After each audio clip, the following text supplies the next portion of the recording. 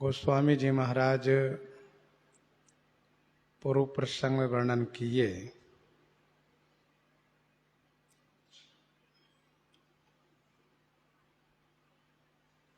कि जिन्होंने इस श्री राम सूजस जल में अपने मन को स्नान नहीं कराया है वह कायर है, डरपोक है और कलयुग ने उसे भौतिक उत्कर्ष प्रदान करके ठग लिया है।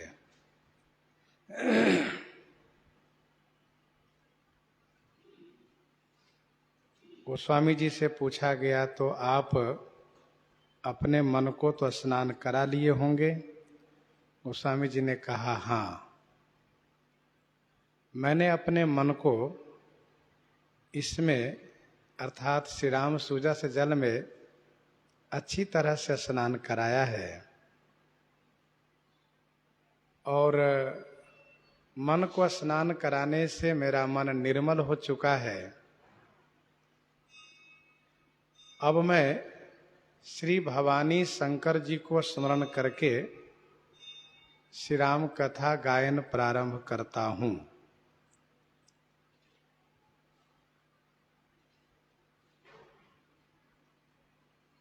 सर्वप्रथम गोस्वामी श्री तुलसीदास जी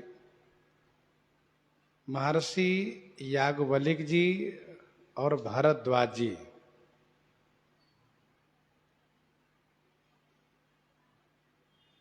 याज्ञवल्क्य और भरद्वाज का मिलन और फिर इसके बाद संवाद, दोनों बातों को कहने जा रहे हैं, वर्णन करने जा रहे हैं।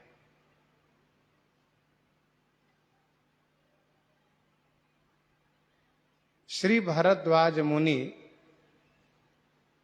तीर्थराज प्रयाग में निवास करते हैं। भगवान श्री राम जी के चरणों में उनका अतिशय अनुराग है, अर्थात श्री रामानुरागी हैं। साथ साथ उनमें और भी गुण है, जैसे कि वे तपस्वी हैं, सम दम और दया के निधान हैं। परमार्थ मार्ग में वे परम सुजान हैं। परमार्थ पथ परम सुजाना। परमार्थ पथ है क्या? तो श्री रामचरितमानस जी के अनुसार परमार्थ पथ है भगवान श्री राम जी की भक्ति करना। राम ब्रह्म परमार्थ रूपा, अविगत अलख अनादि अनूपा और सखा परम परमार्थ येहू, मन क्रम वचन राम पद नेहू। मन से, कर्म से, वचन से श्री राम जी के चरणों में स्नेह प्राप्त होना, यही परमार्थ है।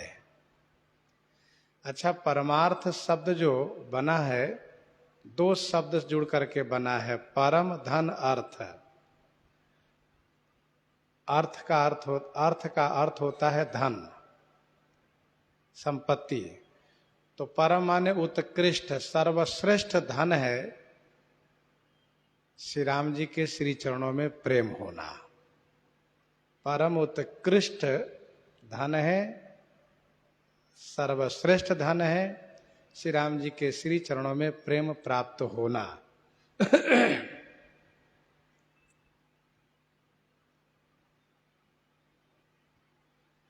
गोस्वामी जी आगे कहना चाहते हैं कि जो महर्षि भरद्वाज जी तीर्थराज प्रयाग में रहते हैं, तो उस तीर्थराज प्रयाग का परिचय आप इन शब्दों में सुनिए। माघ मकर गत रवि जब होई, तीरथ पति आव सब कोई तीरथ पति, आव सब कोई। माघ के महीने में मकर राशि पर गत माने प्राप्त सूर्य जब होते हैं तो तीर्थ पति ही तीर्थराज प्रयाग में सब कोई आते हैं।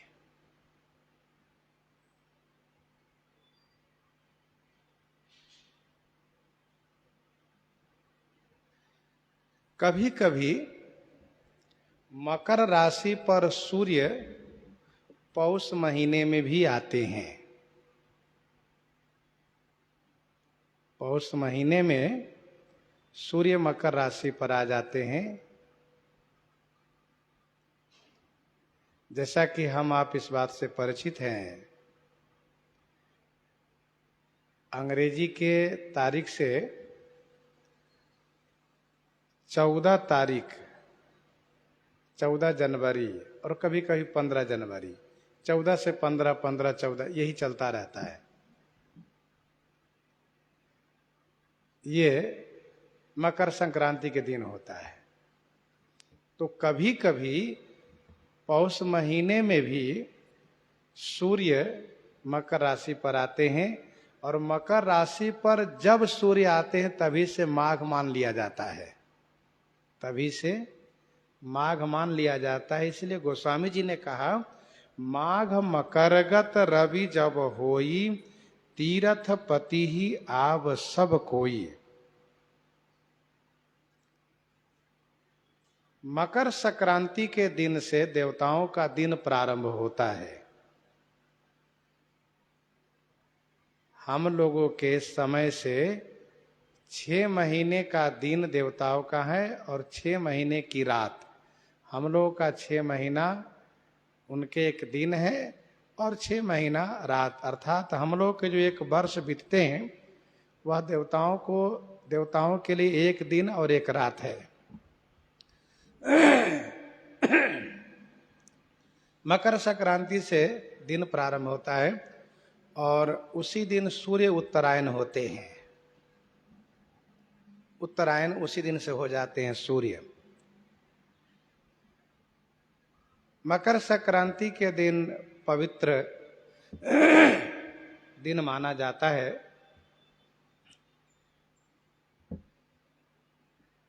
ठंडी के कारण बहुत ऐसे लोग हैं जो कतराते हैं नहाने में और तमाम तरह के आलस प्रमाद करते हुए भी मकर संक्रांति के दिन जरूर नहाएंगे कि देखो अब ठंडी बीतने जा रही है। ऐसा गांव देहात में होता है, लेकिन ये पहले हुआ करता, अब तो लोग नित्य नहाते हैं और सावधानी रखते हैं। माघ मकरगत रवि जब होई, तीरथ पति ही आव सब कोई। तीरथ पति ही तीर्थराज प्रयाग में सब कोई आते हैं। एक श्लोक वर्णन है, माघे मासे गमिष्यन्ति, माघे मासे गमिष्यन्ति, गंगा जमुना संगमम्, ब्रह्मा विष्णु महादेव रुद्रादित्य मरुदगणाः, प्रयागे माघ मासे तु व्यहं स्नानस्य यद भवेत्, नाश्वमेध सहस्रेण तत्फलम लभते भुवि।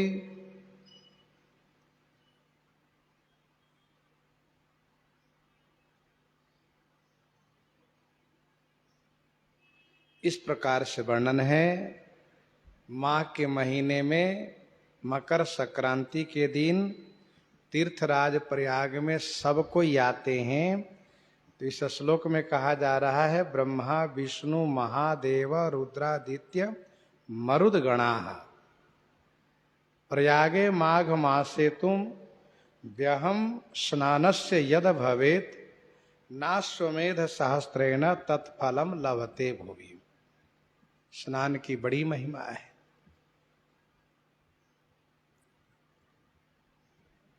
श्री प्रयागराज तीर्थों के राजा हैं, तीर्थपति ही, इसलिए तीर्थराज प्रयाग में सब कोई आते हैं। गोस्वामी जी भी कह रहे हैं कौन कौन आते हैं। देव दनुज किन्नर नर श्रेणी सादर मज्जहि सकल त्रिवेणी सादर मज्जहि सकल त्रिवेणी देव दनुज की नर नर श्रेणी सादर मज्जहि सकल त्रिवेणी। देवता, दनुज, किन्नर, नर श्रेणी सबके साथ है। देव श्रेणी, दनुज श्रेणी, किन्नर श्रेणी, नर श्रेणी, अर्थात देव समूह, दनुज समूह, किन्नर समूह, नर समूह सब उपस्थित होते हैं तीर्थराज प्रयाग में। और सादर मज्जहि सकल त्रिवेणी, सादर माने आदर पूर्वक, सकल माने सभी, तीर्थराज प्रयाग में त्रिवेणी संगम में, त्रिवेणी संगम में जहां श्री गंगा यमुना सरस्वती जी का संगम है, उस संगम स्थान में स्नान करते हैं। सादर मज्जहि सकल त्रिवेणी।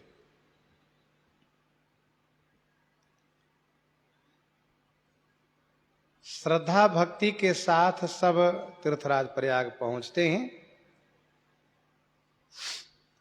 इसलिए बड़े आदर के साथ सब स्नान करते हैं। जो लोग घर में नहाने से कतराते हैं, गर्म पानी ढूंढते हैं नहाने के लिए, वे भी जब वहां पहुंचते हैं तो बड़े उत्साह उमंग के साथ डुबकी लगाते हैं। और वहां जाने पर उत्साह भर जाता है।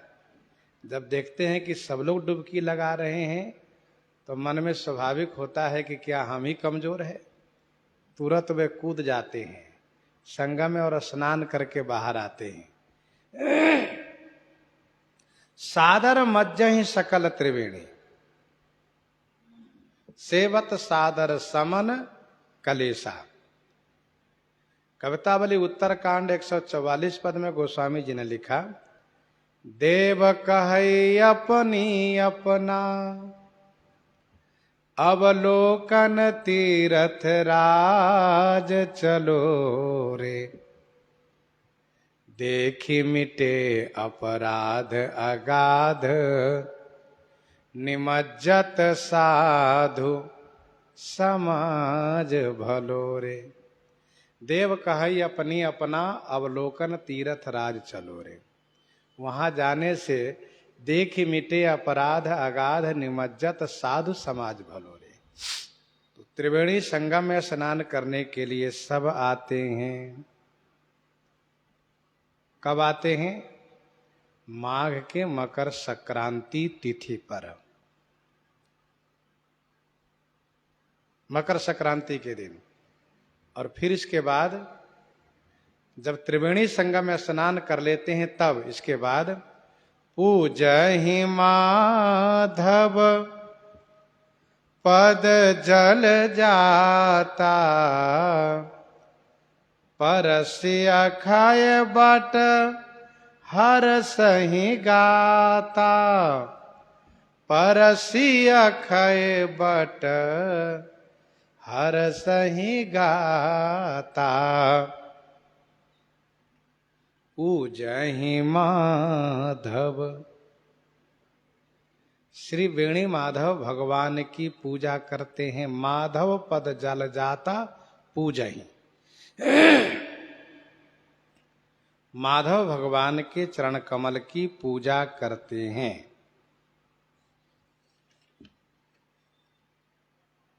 और इसके बाद अक्षय वट को स्पर्श करके शरीर से रोमांचित होते हैं। हर्ष ही गाता, गाता माने शरीर से प्रसन्न हो जाते हैं।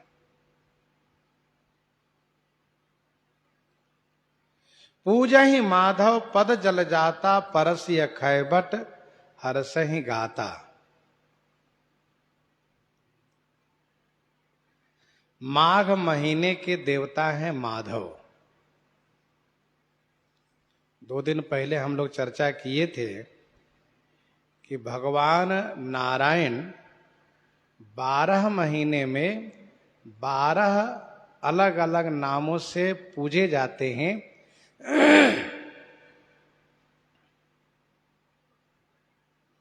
अगहन में केशव, पूष में नारायण, माघ में माधव, फागुन में गोविंद, चैत में विष्णु, वैशाख में मधुसूदन, जेठ में त्रिविक्रम, वैशाख में वामन, आषाढ़ में श्रीधर, सावन में ऋषिकेश, भादव में पद्मनाभ और कुआर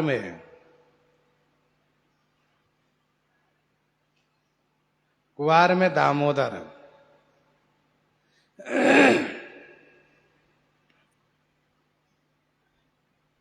अगहन में केशव, पूष में नारायण, माघ में माधव, फागुन में गोविंद, चैत में विष्णु, वैशाख में मधुसूदन, जेठ में त्रिविक्रम, आषाढ़ में वामन, श्रावण में श्रीधर, भादव में ऋषिकेश, कुआर में पद्मनाभ और कार्तिक में दामोदर।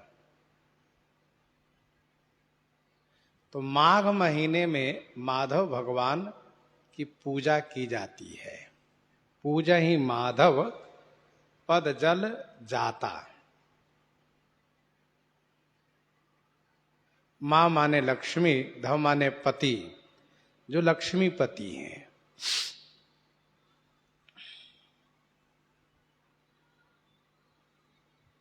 भगवान के चरण में भी तीर्थराज प्रयाग हैं। स्थूल जो तीर्थराज प्रयाग हैं, उसमें जो वेणी माधव भगवान विराजित हैं, उनके श्री चरणों में भी प्रयागराज त्रिवेणी संगम तीर्थराज प्रयाग हैं। कहिए कैसे?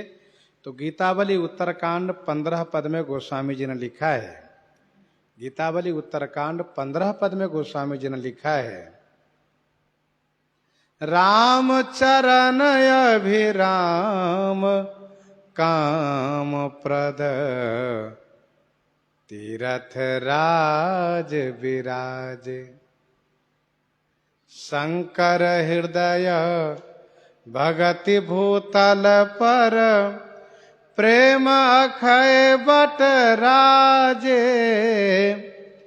राम चरण अभिराम काम प्रद तीरथ राज विराजे। श्याम वरण पद पीठ अरुण तल विशद लसत नख श्रेणी। जनु रवि सुता शारदा सुरसरी मिली चली ललित त्रिवेणी। भगवान श्री राम जी के चरणों में तीर्थराज प्रयाग हैं। कैसे? गोस्वामी जी ने कहा, श्याम वर्ण पद पीठ अरुण तल। चरण के ऊपर वाला भाग श्याम है, यमुना जी के प्रतीक है। पदतल लाल है, जो श्री सरस्वती जी का प्रतीक है।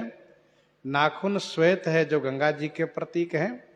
जनु रवि सुता शारदा सुरसरी मिली चली ललित त्रिवेणी। इस प्रकार से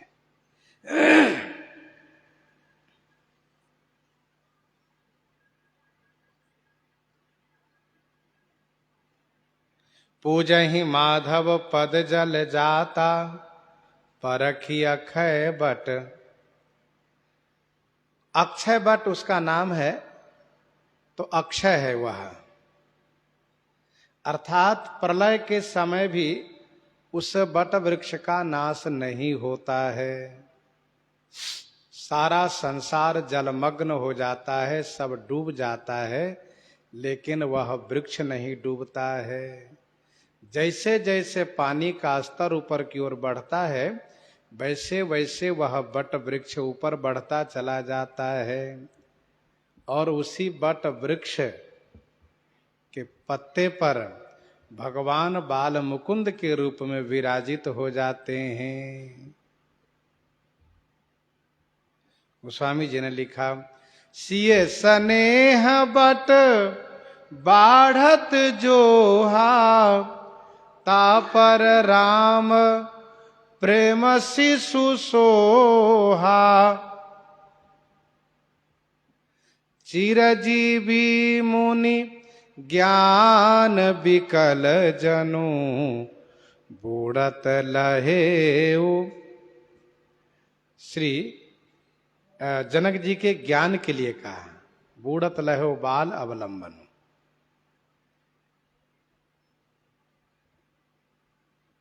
तो सिय स्नेह बट बाढ़त जोहा, तापर राम प्रेम शिशु सोहा। उस बट वृक्ष के पत्ते पर भगवान बाल मुकुंद श्री मार्कंडे जी को दर्शन दिए। अक्षय वट। तीर्थराज प्रयाग में जब हम जाएं तो संगम में स्नान करें। संगम में स्नान करने का मतलब राजा के पास पहुंचना है। संगम सिंहासन सुठी सोहा, छत्र अक्षय वट। अक्षय वट ही छत्र है। तो त्रिवेणी संगम में नहाने के बाद वेणी माधव भगवान की पूजा करें, दर्शन करें, और फिर इसके बाद अक्षय वट का स्पर्श करें। अच्छा, वर्तमान समय में अक्षय वट किला के भीतर होने से वहां तक पहुंचना आसान नहीं रहता है, लेकिन फिर भी जिनका लक्ष्य है कि हम अक्षय वट तक पहुंचे, तो वे समय दे करके वहां तक पहुंचते हैं, स्पर्श करके लाभ लेते हैं। वैसे यमुना जी में नौका के माध्यम से वहां के क्षेत्रीय केवट के द्वारा अक्षय वट का दर्शन सहज में हो जाता है, लेकिन भीतर जाने पर स्पर्श होता है। परसी अक्षय वट हर सही गाता।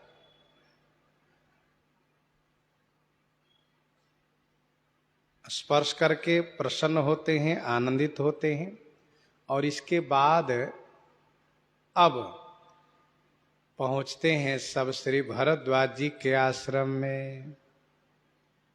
भरद्वाज आश्रम अति पावन, परम रम्य मुनिवर मन भावन, परम रम्य मुनिवर मन भावन। भरद्वाज आश्रम अति पावन। श्री भरद्वाज जी का आश्रम अति पावन है। परम रम्य माने परम रमणीक है। मुनिवर मन भावन, मुनिवर माने मुनि श्रेष्ठों के मन को भाने वाला है। भरद्वाज आश्रम अति पावन। महर्षि भरद्वाज जी का आश्रम अति पावन है, परम रमणीक है, और मुनिवर माने मुनि श्रेष्ठों के मन को भाने वाला है।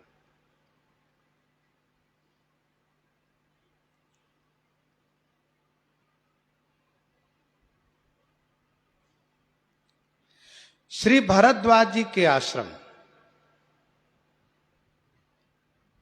अति पावन है। देश तीर्थराज प्रयाग है, देश तीर्थराज प्रयाग है। काल मकर संक्रांति का है, मकर संक्रांति का है। और आश्रम श्री भरद्वाज जी का है।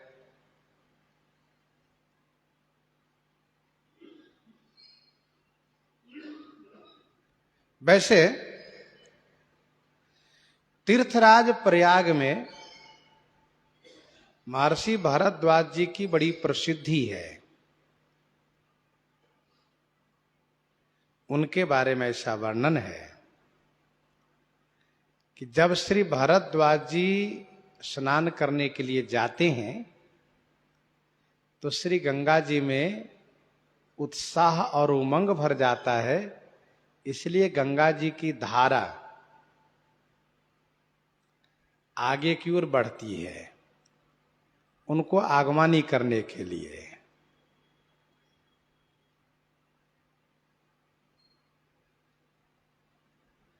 इस रहस्य को जब किसी और ऋषि ने जानना चाहा और गंगा जी से पूछा तो गंगा मैया ने यह कहा कि और लोग स्नान करने आते हैं तो अपना पाप धुलने आते हैं, महर्षि भरद्वाज जी स्नान करने आते हैं तो मेरे पाप को लेने आते हैं।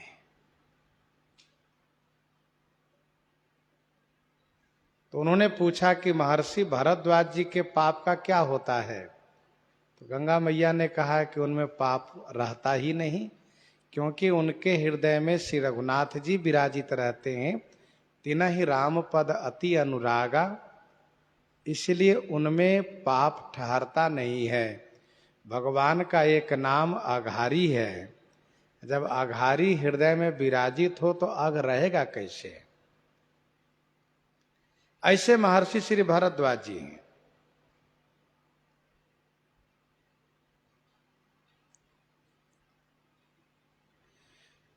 देश तीर्थराज प्रयाग है। काल प्रातः काल में स्नान करते, आगे हम लोग चर्चा करेंगे देश काल वस्तु सबका। आश्रम अति पावन, ध्यान दीजिएगा, साधु महात्मा का आश्रम अति पावन होता है। अति पावन क्यों होता है? का इसलिए होता है क्योंकि भगवान की पूजा होती है, अर्चना होती है, वंदना होती है, हवन होता है। इसीलिए आश्रम अति पावन हुआ करता है। आश्रम अति पावन हुआ करता है। तो पूजा पाठ हवन से आश्रम का वातावरण पवित्र रहता है। भौतिकता के दृष्टि से आश्रम में बहुत वस्तुओं का संग्रह भले न हो, लेकिन आध्यात्मिकता की दृष्टि से आश्रम परम पवित्र होता है। कोई महल, कोई मकान, चाहे कोई धर्मशाला, होटल, जितना स्वच्छ दिखता हो वह उतना पवित्र नहीं होता है। साफ सफाई तो बहुत रहती है, स्वच्छता रहती है, पर पवित्रता नहीं रहती है। आश्रम में स्वच्छता भी रहती है और पवित्रता भी रहती है, दोनों बातें होती है। तो भरद्वाज आश्रम अति पावन।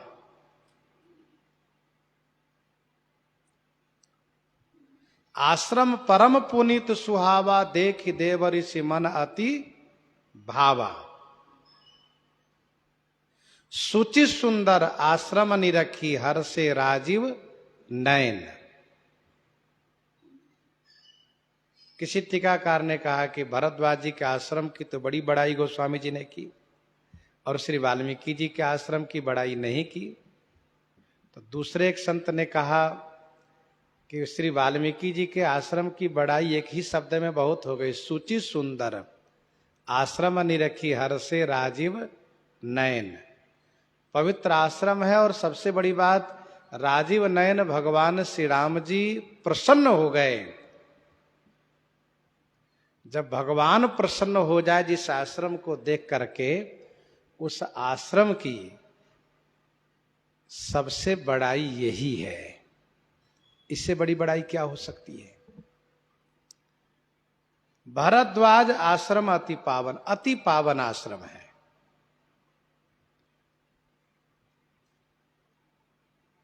परम रम्य मुनिवर मन भावन, परम रमणीक है, मुनि श्रेष्ठों को मन को भाने वाला है। ध्यान दीजिएगा, स्थान जब पवित्र होता है, स्वच्छ होता है, तो भजन करने में मन लगता है। और यदि स्थान में पवित्रता नहीं हो, स्वच्छता नहीं हो, साफ सफाई नहीं हो, पवित्रता नहीं हो, तो मन नहीं लगता है, मन में उच्चाटन होता है। इसलिए स्थान की पवित्रता होनी चाहिए। साधु महात्मा उन स्थानों को ढूंढते हैं जहां पर कि बैठने से मन में उद्वेग न हो, मन को शांति मिलती हो। अच्छा, वह स्थान तभी होता है वह स्थान तभी होता है कब? जब उस स्थान पर कभी महापुरुषों का निवास हुआ हो, भजन पूजन हुआ हो, साधना हुई हो, हवन आदि हुआ हो, तब उस स्थान की पवित्रता बनी रहती है। अच्छा, इसका प्रत्यक्ष अनुभव भी हम कर सकते हैं। आप कहीं जब जाते हैं तो कुछ स्थान में बैठते हैं तो बड़ा अच्छा लगता है कि हाँ, भले ही वहाँ बहुत कुछ उपलब्ध नहीं है जो होना चाहिए, लेकिन वो पवित्र है तो वहाँ मन लगता है। और बहुत ऐसी जगह है जहाँ की सब कुछ उपलब्ध है, लेकिन वहाँ बैठो तो मन में ऐसा कहता है चलो, बार बार मन में होता है चलो। कहाँ चलो? अरे चलो कहीं और चलते हैं, यहां मन नहीं लग रहा है। अरे भाई यहां तो सारी सुविधा है, का सुविधा से क्या, जब मन ही नहीं लग रहा है तो।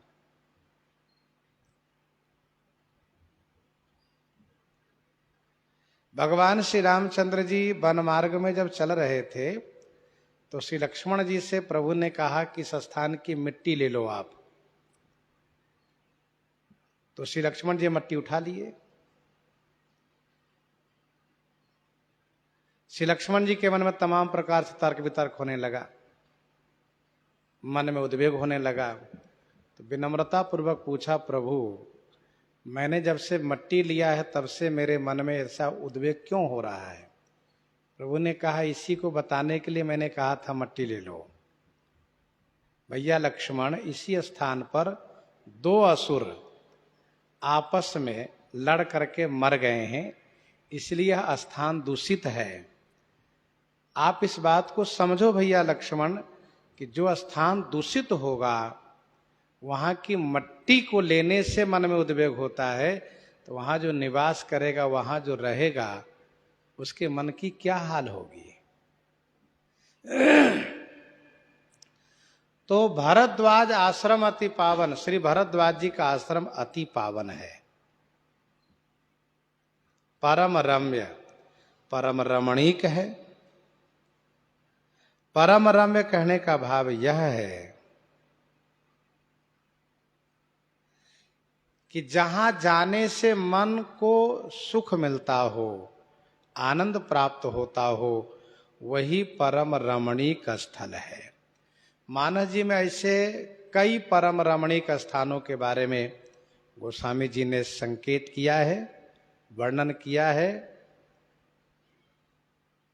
जैसे परम रम्य गिरिवर कैलासु, सदा जहां शिव उमा निवासु। सिद्ध तपोधन जोगी जना सुर किन्नर मुनि वृंद बसहि तहां, सुकृति सकल से वहीं शिव सुख कंद। क्योंकि परम रम्य गिरिवर कैलाश परम रमणीक है। वहां बड़े बड़े उच्च कोटि के महापुरुष लोग निवास करते हैं।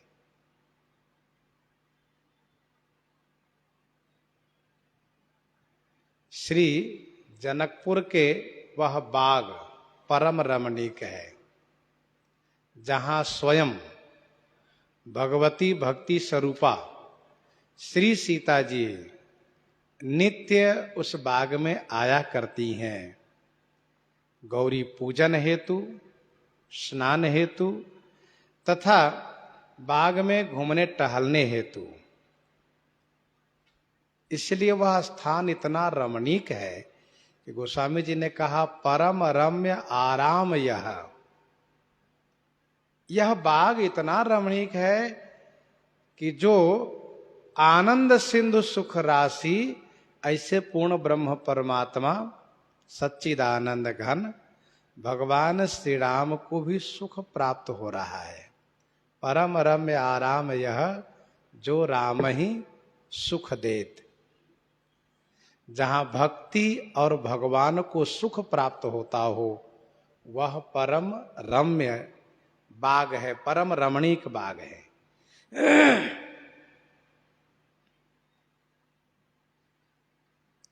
भरद्वाज आश्रम अति पावन परम रम्य, जहां सभी मुनि महात्माओं को आनंद प्राप्त होता है। चौथा, भगवान श्री रामचंद्र जी कहते हैं कि परम रम्य उत्तम यह धरणी। समुद्र तट पर जो क्षेत्र भक्ति महारानी के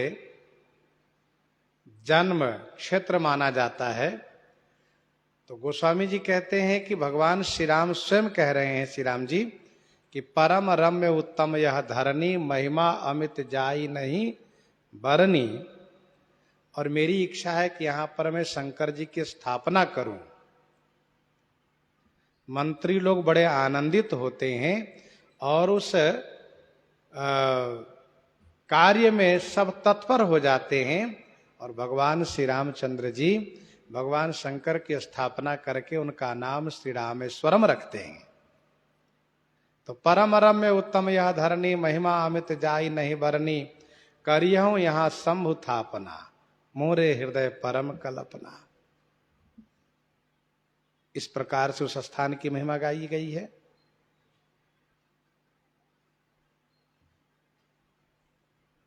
एक और परम रमणीक स्थान है लंका में, वहां भी एक परम रमणीक स्थान है, सुबेल का शिखर। परम रम्य सम शुभ्र विशेखी, तह तरु किसलय सुमन सुहाए, लक्ष्मण रचि निज हाथ डसाए, तापर रुचिर मृदुल मृग छाला, तेहि आसन आसीन कृपाला। ये परम रमणीक स्थान है। तो परम रम्य का मतलब यह है कि जहां जाते ही आनंद प्राप्त हो, वही परम रम्य है। मुनिवर मन भावन, जिन मुनियों का मन संसार से विरक्त रहता है, उन मुनि श्रेष्ठ के मन को भाने वाला यह महर्षि भरद्वाज जी का आश्रम है। तहां होई मुनि ऋषय समाजा, तहां होई मुनि ऋषय समाजा, जाहि जेम जन तीरथ राजा, जाहि जेम जन तीरथ राजा। तहां माने उस आश्रम में मुनि और ऋषि का समाज होता है। कौन मुनि ऋषि? कहा कि जे तीर्थ राजा मज्जन जाही, जे माने जो तीर्थराज प्रयाग में स्नान करने के लिए जाते हैं, उन मुनि ऋषि का समाज होता है, सत्संग होता है। मुनि माने मननशील, मुनि माने मननशील, वह मननशील जो नगर में रहते हुए भी वन के जैसा अनुभव करते हो, अनासक्त भाव से रहते हो, वन में रहते हुए भी नगर में रहने जैसा अनुभव करते हो, अर्थात महाविरक्त। वन में है, उनको वहां इतना सुख है जैसे नगर जैसा सुख है। नगर में है, उनको वन जैसा आनंद है, हम वन में हैं, कहीं कोई मोह नहीं, कोई ममता नहीं, कोई आसक्ति नहीं, अनासक्त। मुनि ऋषि कहते हैं मंत्र के प्रचारक को। मंत्र के जो प्रचारक होते हैं वे ऋषि कहलाते हैं। जो जिस मंत्र के प्रचारक हो वे ऋषि कहलाते हैं। तो मुनि और ऋषि का समाज होता है। कहने का अभिप्राय यह है कि तीर्थराज प्रयाग में आते तो सब हैं, देव, दनुज, किन्नर, नर, सब आते हैं, लेकिन वहां माघ के महीने भर स्नान करते हैं। अथवा यूं कहिए कि जो सब लोग आते हैं वे खास करके मकर संक्रांति है, मौनी अमावस्या है, स्नान किए सब अपने अपने घर चले जाते हैं। लेकिन जो मुनि है और ऋषि हैं वे पूरे महीने भर कल्पवास करते हैं। अर्थात गृहस्थ परिवार वाले भक्त लोग, सज्जन लोग 1-2 दिन के लिए गए, मुख्य पर्व पर डुबकी लगाए त्रिवेणी में, अक्षय वट का स्पर्श किए, वेणी माधव भगवान की पूजा किए और अपने अपने घर के लिए प्रस्थान किए। लेकिन मुनि और ऋषि लोग जो हैं वे पूरे महीने कल्पवास तक वहीं निवास करते हैं। निवास करते हैं। तहां हुई मुनि ऋषय समाजा, जाहिज मज्जन तीरथ राजा। जो भी जाते हैं वो मुनि ऋषि लोग।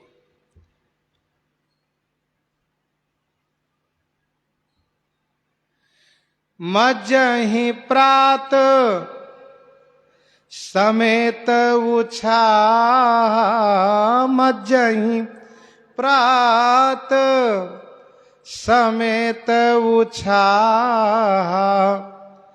कहीं परस पर हरि गुण गाहा, कहीं परस पर हरि गुण गाहा। प्रातः काल उत्साह समेत मज्जहि, उमंग के साथ स्नान करते हैं और कहीं परस्पर हरि गुण गाहा, परस्पर आपस में हरि गुण, गाहा माने कथा, गाहा माने कथा, कथा शब्द का अपभ्रंश है गाहा।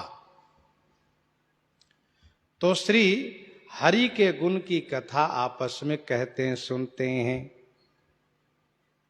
मज्जहि प्रात समेत उछाहा, कहीं परस्पर हरि गुण गाहा। बड़े उत्साह और उमंग के साथ स्नान करते हैं। ध्यान दीजिएगा, जिस सत्कर्म में उत्साह न हो वह सत्कर्म और धन दोनों व्यर्थ जाता है। उत्साह भंगे, धन धर्म हानि ही। इसीलिए हम जो सत्कर्म करें, पुण्य कर्म करें, वह उत्साह के साथ करें। मज्जहि प्रात समेत उछाहा, ये प्रयागराज की महिमा है। जो लोग घर में नहाने से कतराते हैं वे प्रयाग में बड़े उत्साह उमंग के साथ डुबकी लगाते हैं। और वैसे नहीं, जहां ठहरे होते वहां से एक वस्त्र पर जाते हैं और जाकर के डुबकी लगा करके बड़े आनंद से आते हैं। पूछो क्या समाचार है भैया, ठंडी नहीं लग रही है, बड़ा आनंद है।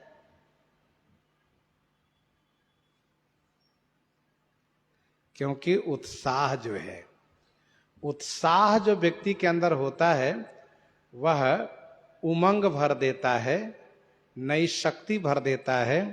इसलिए उसमें प्रमाद आलस का स्थान ही नहीं रह जाता है।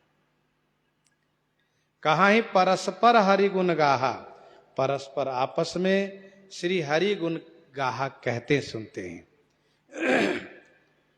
भरद्वाज आश्रम अति पावन देश है, मज्जहि प्रात समेत उत्साह काल है, और वस्तु का वर्णन दोहे में है। आपस में जो हरिगुण गाहा कहते सुनते उसमें क्या चर्चा करते हैं?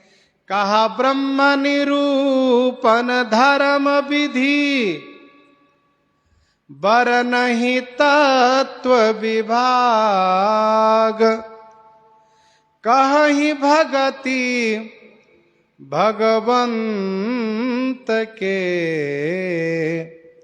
संजुत ज्ञान विराग, संजुत ज्ञान विराग।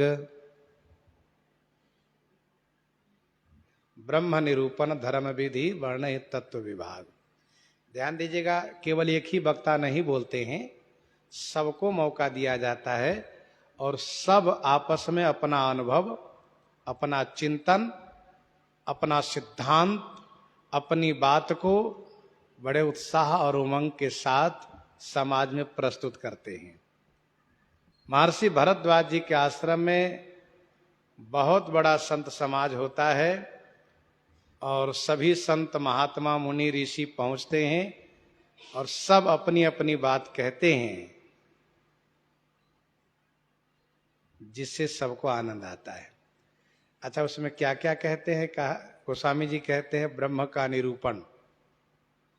पहली बात ब्रह्म का निरूपण करते हैं, दूसरी बात धर्म का प्रतिपादन करते हैं, तीसरी बात तत्व का विवेचन करते हैं,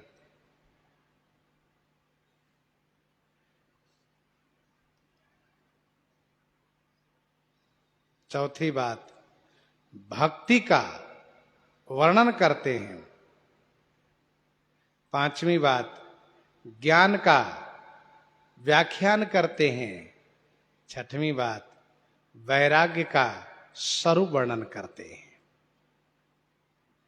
देखिए, भगवान खड़ेश्वर्यवान है। यहां पर गोस्वामी जी ने सूत्र रूप में चौपाई में क्या कहा? कहीं परस्पर हरि गुण गाहा, हरि के गुणों की कथा कहते सुनते हैं। हरि खड़ेश्वर्यवान है, इसलिए यहां पर दोहे में गोस्वामी जी ने कहा 6 विषय का वर्णन होता है। ब्रह्म निरूपण, धर्म विधि, तत्व विभाग, भक्ति, ज्ञान और वैराग्य, ये 6 का वर्णन होता है, 6 ऐश्वर्य का वर्णन होता है।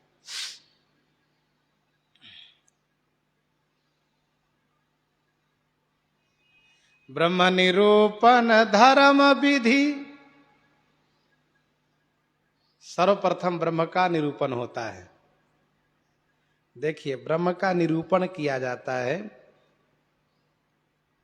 ब्रह्म का वर्णन नहीं किया जा सकता।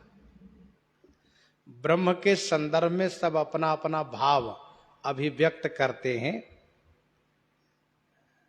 ब्रह्म का निरूपण करते हैं। ब्रह्म का निरूपण कहाँ किया गया है? कहा उत्तर मीमांसा में। उत्तर मीमांसा का सिद्धांत है अथातो ब्रह्म जिज्ञासा, अथातो ब्रह्म जिज्ञासा। उत्तर मीमांसा, जिस मीमांसा के रचनाकार भगवान वेद व्यास जी हैं, इसी उत्तर मीमांसा को वेदांत कहा जाता है। वेदांत जो वेद का अंत, जिसमें निरूपण हो। वेद का अंत मतलब वेद का रहस्य, वेदांत का मतलब वेद का अंत माने वेद का रहस्य, अथवा वेद का जो शिरोभाग है, वेद का जो शिरोभाग है वह ब्रह्म निरूपण है। तो उसी को उत्तर मीमांसा कहते हैं, उसी को वेदांत कहते हैं, उसी को ब्रह्म सूत्र भी कहते हैं, जिसका मुख्य विषय है अथातो ब्रह्म जिज्ञासा, अर्थात ब्रह्म के बारे में ही उसमें वर्णन है। ब्रह्म कैसे हैं, ब्रह्म कौन है, ब्रह्म का रंग रूप स्वरूप कैसा है। ब्रह्म का प्रतिपादन किसमें होता है? उत्तर मीमांसा में। एक बात मैं और स्पष्ट कर दूं, इसी ब्रह्म सूत्र पर सभी आचार्यों ने अपने अपने मत के अनुसार सिद्धांत का प्रतिपादन किया है। हमारे यहां 4 संप्रदाय हैं, श्री, ब्रह्म, रुद्र, सनकादिक, ये 4 संप्रदाय हैं। श्री, ब्रह्म, रुद्र, सनकादिक, ध्यान रखना चाहिए, 4 संप्रदाय यही है। अब जो लोग नहीं जानते हैं वे कह देंगे श्री, लश्करी, बिंदी, चतुर्भुजी। कहेंगे एक श्री संप्रदाय है, बिंदी संप्रदाय है, लश्करी संप्रदाय है, चतुर्भुजी संप्रदाय। ऐसा नहीं साहब, संप्रदाय 4 है। तिलक में अंतर भले हैं लेकिन सब श्री संप्रदाय में ही है। श्री, ब्रह्म, रुद्र, सनकादिक, श्री, ब्रह्म, रुद्र, सनकादिक, के 4 संप्रदाय हैं। चारों संप्रदायाचार्यों ने इसी उत्तर मीमांसा से, इसी वेदांत से, इसी ब्रह्म सूत्र से अपने अपने सिद्धांत को प्रतिपादन किया है। जो उनके अनुयायी लोग उनके अनुसार उपासना करते हैं, भक्ति करते हैं।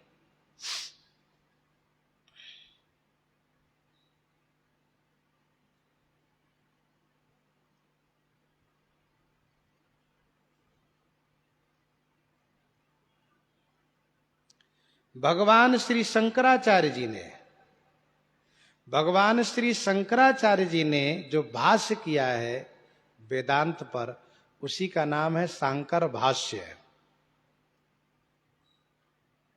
और उसमें अद्वैत सिद्धांत का प्रतिपादन किया गया है। किसका? अद्वैत सिद्धांत का। अद्वैत अर्थात एक ब्रह्म।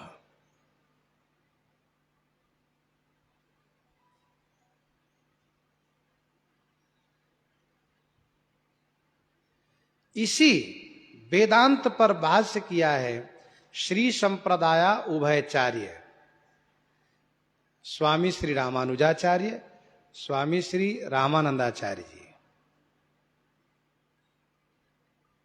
श्री संप्रदाय के 2 आचार्य हैं, श्री स्वामी रामानुजाचार्य जी और श्री स्वामी रामानंदाचार्य जी। दोनों ने जो सिद्धांत का प्रतिपादन किया है, दोनों ने जो भाष्य किए हैं, इनका सिद्धांत है विशिष्टाद्वैत। विशिष्टाद्वैत में ब्रह्म, जीव और माया तीनों को स्वीकार किया गया है, तीनों को माना गया है।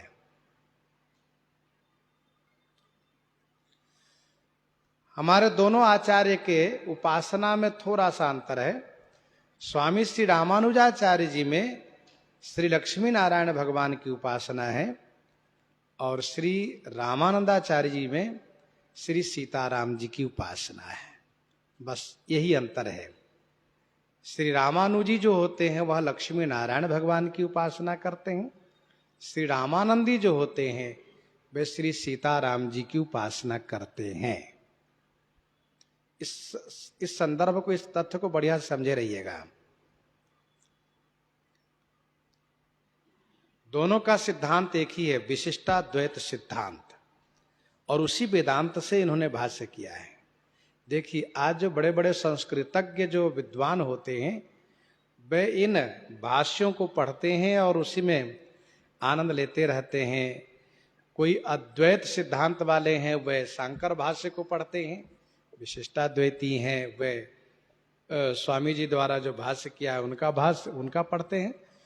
और कुछ ऐसे हैं जो सभी भाष्यों को पढ़ते हैं। सूत्र वही है, ब्रह्म सूत्र, वेदांत, जो वेद का शिरोभाग है, उसी पर अपने अपने सिद्धांतों को विवेचन किया है महापुरुषों ने, आचार्यों ने।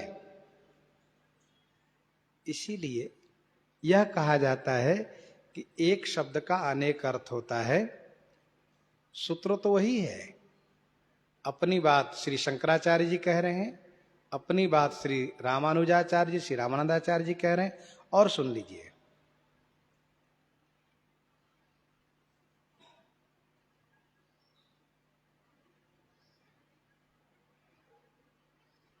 ब्रह्म संप्रदायाचार्य, ब्रह्म संप्रदायाचार्य, ब्रह्म संप्रदाय के आचार्य कौन है? श्री स्वामी मध्वाचार्य जी महाराज, श्रीमन मध्वाचार्य जी महाराज। माधवाचार्य जी महाराज ने जो भाष्य किया है, उन्होंने द्वैत सिद्धांत को प्रतिपादन किया है, द्वैत सिद्धांत का। और उनके यहां उपासना है किनकी? भगवान श्री राधा कृष्ण जी की उपासना है। श्री माधवाचार्य जी महाराज ने ब्रह्म संप्रदाय के अंतर्गत जो ब्रह्म सूत्र पर भाष्य किया है, उसमें भगवान श्री राधा कृष्ण की उपासना की बात कही है। श्री राधा कृष्ण को भजने के लिए उन्होंने कहा है। रुद्र संप्रदायाचार्य, रुद्र संप्रदाय के आचार्य हैं श्री वल्लभाचार्य जी महाराज, श्री स्वामी वल्लभाचार्य जी महाराज। सिद्धांत को वर्णन किया है, शुद्धाद्वैत।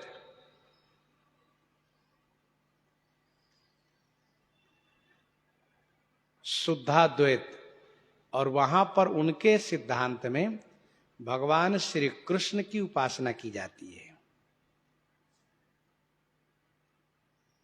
भगवान श्री कृष्ण की उपासना वहां पर है।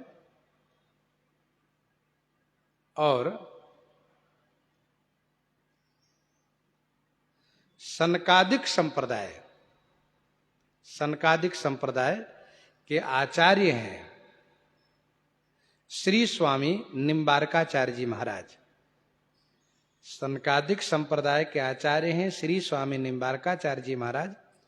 उन्होंने जब ब्रह्म सूत्र पर भाष्य लिखा, उसका व्याख्यान किया, तो उन्होंने द्वैत सिद्धांत का प्रतिपादन किया। द्वैत सिद्धांत का प्रतिपादन किया है। और उन्होंने भी भगवान राधा कृष्ण की उपासना की बात कही है। ध्यान देने वाली बात यह है कि ब्रह्म संप्रदाय, रुद्र संप्रदाय और सनकादिक संप्रदाय में भगवान श्री राधा कृष्ण की उपासना है, और श्री संप्रदाय में श्री लक्ष्मी नारायण और श्री सीताराम जी की उपासना है। ये बात ध्यान देने योग्य है। तो 4 संप्रदाय हैं, श्री, ब्रह्म, रुद्र, सनकादिक। इतिहास कहता है कि भगवान शंकराचार्य जी ने जो भाष्य किया, उसके पहले भी बहुत भाष्य हो चुके हैं। बहुत महापुरुषों ने भाष्य किए हैं इसी ब्रह्म सूत्र पर। और उसी प्रकार से इन चारों संप्रदाय के आचार्यों ने किए हैं, और भी महापुरुष लोग भाष्य किए हैं। इसीलिए श्री रामचरितमानस जी की चौपाइयों को ब्रह्म सूत्र से तुलना किया जाता है। क्यों? जिस प्रकार से ब्रह्म सूत्र के, वेदांत के एक सूत्र के अनेक अर्थ निकलते हैं, वैसे ही मानस जी की चौपाई से अनेक अर्थ निकलते हैं। और मानस जी की चौपाई से सभी सिद्धांत वाले अपने अपने सिद्धांत का प्रतिपादन करते हैं। और इसीलिए आप अन्य अन्य संप्रदायाचार्यों के द्वारा भी आप श्री राम कथा सुनिए तो वे अपनी बात कहेंगे। देखो गोस्वामी जी ने अद्वैत की बात कही है। एक सज्जन ने कहा गोस्वामी जी ने अद्वैत की बात कही है, आप मानते हैं कि नहीं? हमने कहा कैसे? तो कहा कि जैसे कोई जल जब सागर में जाता है तो सागर हो जाता है। सरिता सर जल निधि महु जाई, तो गोस्वामी जी कहते होई अचल जी में जीव हरि पाई। पानी जो सागर में गया सागर हो गया, जीव हरि ब्रह्म के पास गया ब्रह्म हो गया, है ना ब्रह्म। तो इस प्रकार से अपनी अपनी बात, कोई विशिष्टाद्वैत वाली बात तो हम लोग करते ही हैं, कोई अद्वैत की बात, कोई द्वैत की बात, कोई शुद्धाद्वैत की बात, कोई द्वैताद्वैत की बात, कोई इस तरह से अपनी अपनी बात करते हैं और मानस जी की चौपाई से उस बात को पुष्टि करते हैं।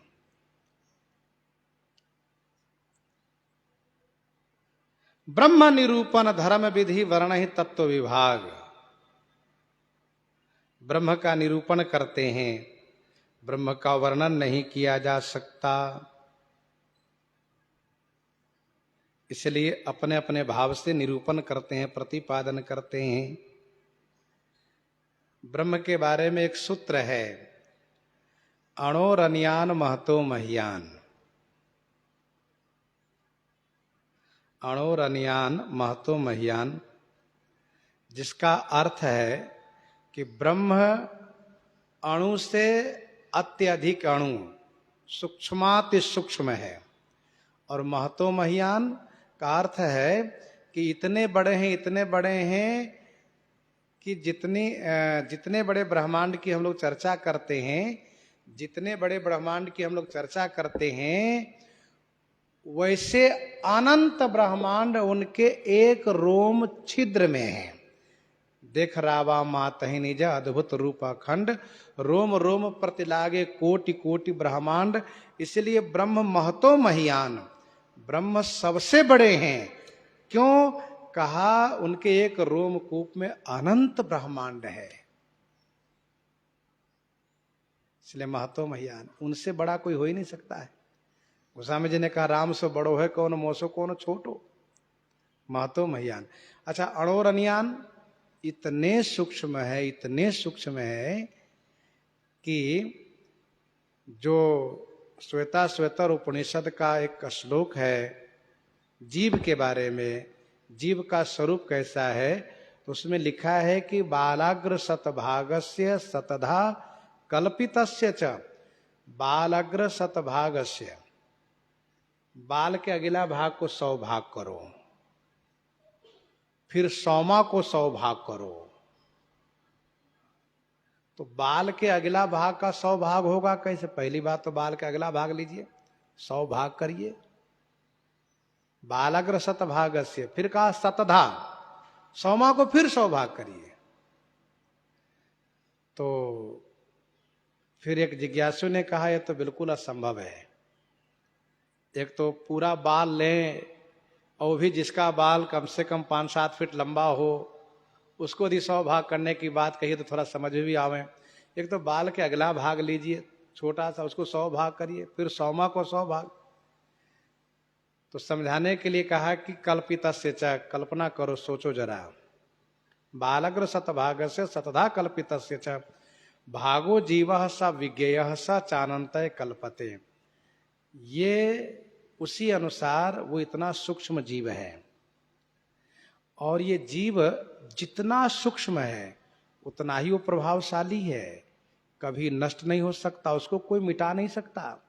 नैनम छिंदन्ति शस्त्राणि, नैनम दह्यति पावकः, न चैनम क्लेदयन्ति आपो, न शोषयति मारुतः। जीव को कोई नष्ट नहीं कर सकता।